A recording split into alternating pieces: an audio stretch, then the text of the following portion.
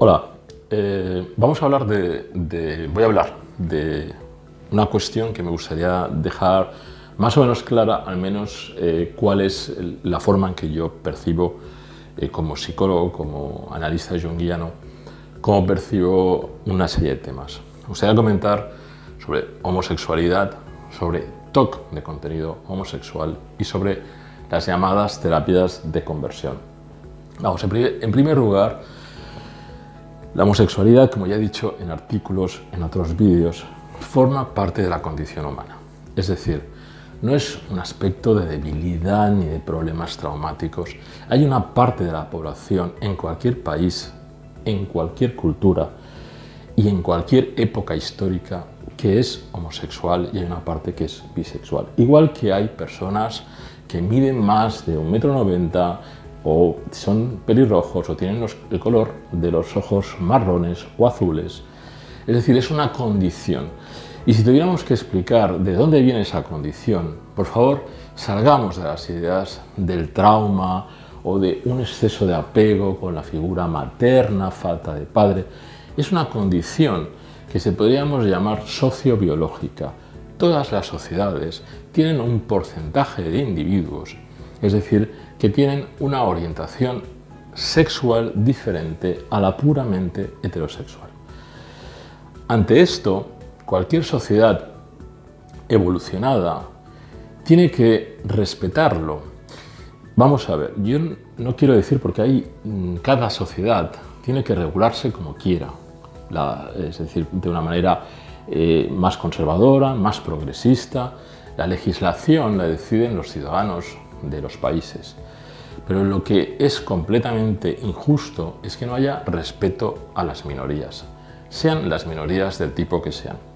Es decir, en el mejor de los casos, en el caso más conservador, la sociedad debe estar gobernada por las mayorías, pero evidentemente tiene que haber un respeto para todas las minorías. Después ya se verá cómo se legisla.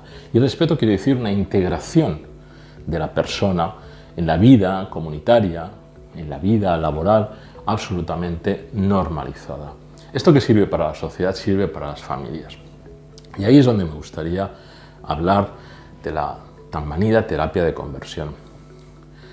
Si hay algo que es claramente erróneo, es tratar de convertir la identidad sexual de una persona en otra porque se considera que esa no es la adecuada.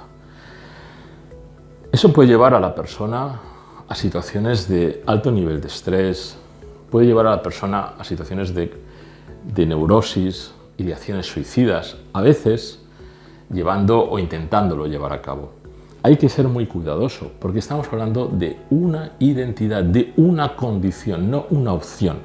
Es una condición. Es decir, no estoy haciendo proselitismo de esta identidad ni de esta orientación sexual. Es una condición, igual que si un hijo o una hija, es decir, sale con un coeficiente de inteligencia muy alto, muy bajo, con una altura muy alta, baja. Es decir, me gustaría que no estoy haciendo comparaciones, estoy diciendo que es una condición no cambiable. Por lo tanto, todo lo que trate de hacer cambiar esa condición no deja de ser una especie de tortura para el individuo que la padece. Por lo tanto, en mi posición como psicólogo es radicalmente contraria a cualquier tipo de terapia de conversión. Y en el seno de una familia, por más conservadora que sea, por más religiosa que sea, es decir, en caso de tener un hijo o una hija con esta orientación, lo que habría que ayudarle es a vivirla con una integridad y una, identidad tranquila, es decir, calmada, que pueda vivir en paz consigo mismo y en paz con los otros miembros de la familia y de la sociedad. No hay mejor ayuda para una persona con esta orientación que pueda conversarlo tranquilamente, por ejemplo, con sus progenitores, con el entorno más cercano y que no se vea condenado o condenada al ostracismo y mucho menos a tener que asumir, es decir, un cambio de orientación que ni siquiera los nazis, con experimentos aberrantes, consiguieron durante la Alemania de preguerra, de la Segunda Guerra Mundial. Dicho esto, el TOC homosexual, el TOC de contenido homosexual es un trastorno obsesivo que fundamentalmente afecta a personas heterosexuales. ¿Por qué? Porque si la persona, es decir, en un momento dado puede tener una serie de confusiones respecto a que hay elementos, por ejemplo, estímulos que le generan un miedo, por si acaso puede haber en ellos una atracción hacia personas del mismo sexo. Hay una cosa que he dicho varias veces: la capacidad de reconocimiento estético del otro, es decir, sea del sexo que sea, no tiene que ver con la atracción sexual. Es decir, el reconocimiento estético.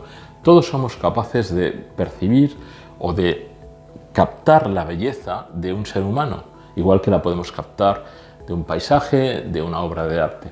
Pero el captar eso no significa que haya un deseo posterior. Es más, muchas veces lo que buscamos, especialmente cuando somos jóvenes, son modelos a los que parecernos, modelos a los que emular.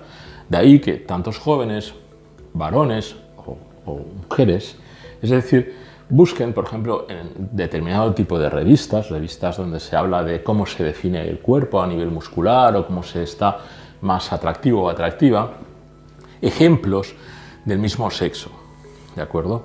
Es la ansiedad lo que hay detrás de este trastorno obsesivo de contenido homosexual, exclusivamente la ansiedad. Te remito a otros vídeos donde es, por ejemplo, el que hablo concretamente de esto, para que puedas entender, es decir, más lógicamente lo que hay detrás de esta problemática. Pero sobre todo, este vídeo era para dejar claro algunos conceptos y que no hubiera ningún tipo de confusión. Gracias.